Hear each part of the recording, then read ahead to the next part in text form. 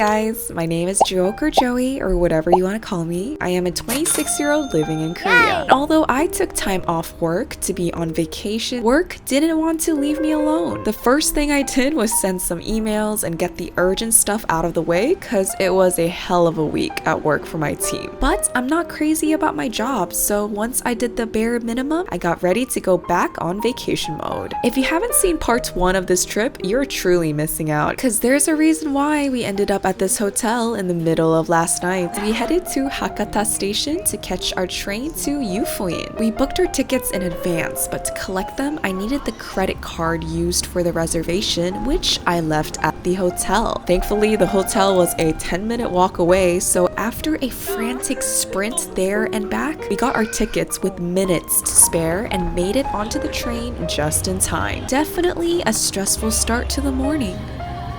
It's a dynamic color.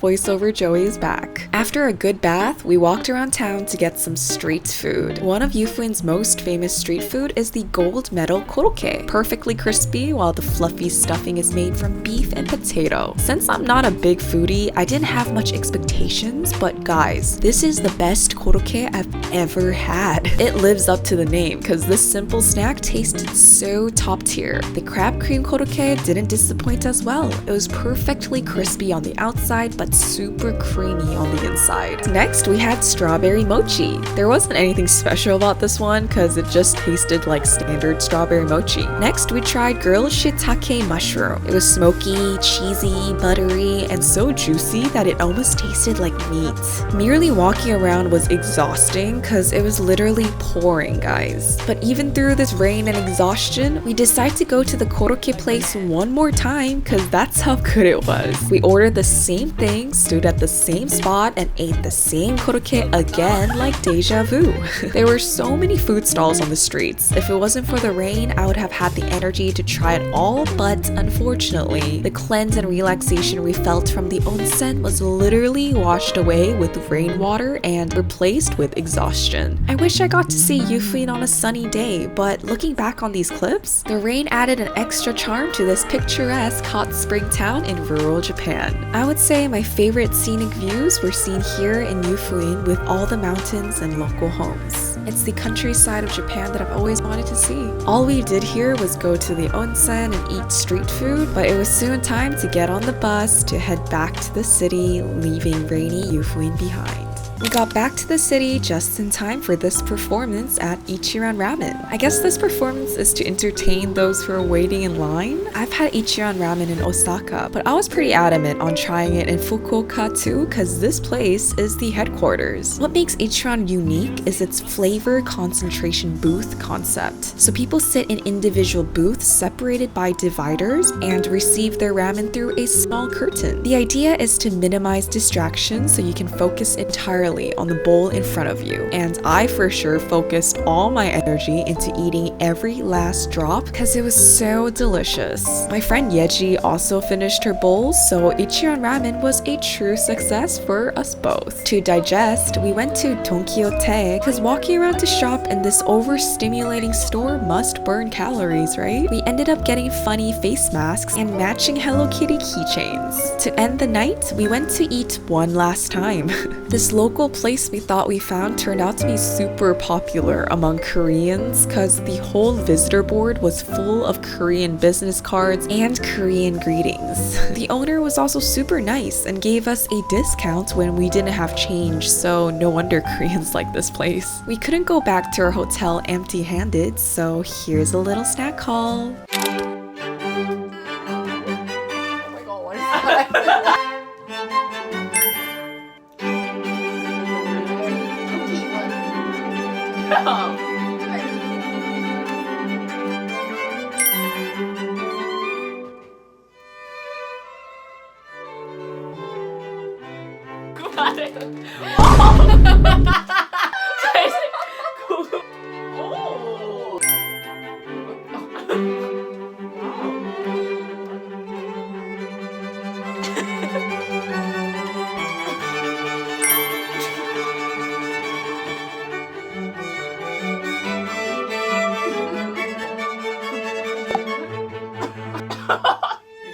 너무 맛이 없다. 한 번씩 꼭 해보세요.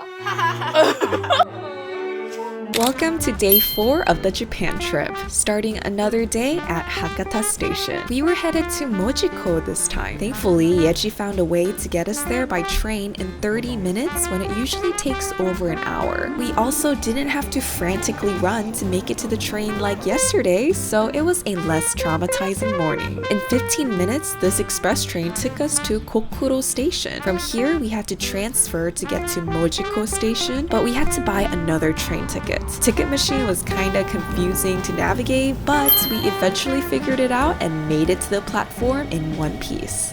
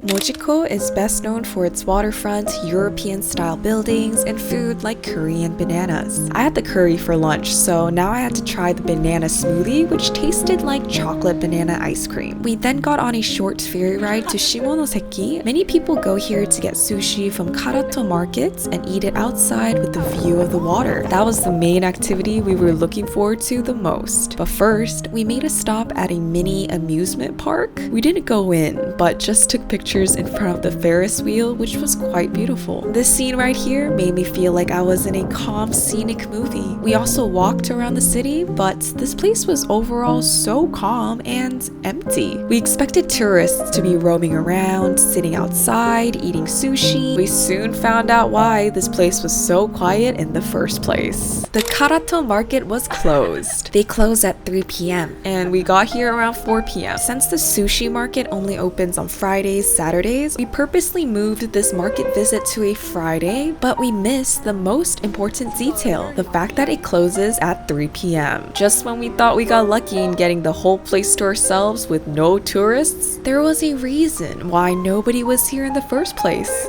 Since it's a small city, there wasn't much else to do, which made us feel even more foolish for coming all this way for nothing. We didn't even have the energy to be angry because this whole trip there has been many unfortunate events that has been happening to us. Things have never gone this wrong whenever I planned for my trips, so at this point, we kind of lost it and kept laughing in disbelief. You see this place right here? It should be filled with people sitting in rows, eating sushi and enjoying the view. But there was nobody. Another event to add to our list of unfortunate events. What has gotten Yeji so excited? Yeji loves claw machine games. And as you can see, we were surrounded by claw machines once we got back to Fukuoka City. Yeji was very determined to get at least one out of the machine, so while she was betting her money on dolls she can literally just buy, I enjoyed watching what gambling can do to someone.